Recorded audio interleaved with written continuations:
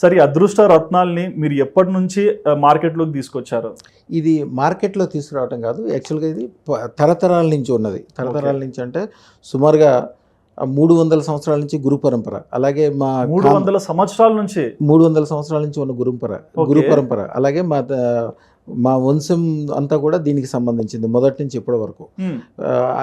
ఇది ఒక సిస్టమేటిక్గా తయారైంది. ఎందుకంటే ఇదివరకు రత్నాలు ఇచ్చేటప్పుడు జనరల్గా అందరూ కూడా నవరత్నాలు ఇస్తారు. నవరత్నాలు అంటే 9 రత్నాలని నవరత్నాలు అంటారు. ఇప్పుడు దీంట్లో ఉండేవన్నీ కూడా నవరత్నాలు. కానీ నవరత్నాల్లో ప్రతి రత్నానికి పాజిటివ్ నెగిటివ్ అనేది ఉంటుంది. అసలు అందరూ రత్నాలు అంటే 9 రత్నాలు అనుకుంటారు. అది కాదు, రత్నాలు మొత్తం 18,900 రత్నాలు ఉన్నాయి. 18,000 రత్నాలు ఉన్నాయి. 18,900. దాంట్లో దాన్ని ధారారత్నాలు అంటారు. 532 రత్నాలు సురరత్నాలు అంటారు. సురరత్నాలు అంటే దేవుడికి సంబంధించిన రత్నం, అంటే మంచి పవర్ఫుల్ అని. అలా కాకుండా అదృష్ట రత్నాలు దాంట్లో 32.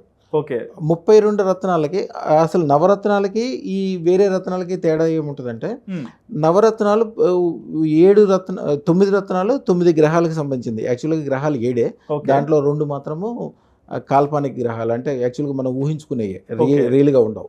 దానికి కూడా కలిపి మొత్తం నవరత్నాలకి నవగ్రహాలకి 7 స్టోన్స్ కలిపి, ఆ 7 ప్లస్ కనిపించినవి రాహు కేతువుకి 2 రత్నాలు కలిపి నవరత్నాలని తయారు చేస్తారు.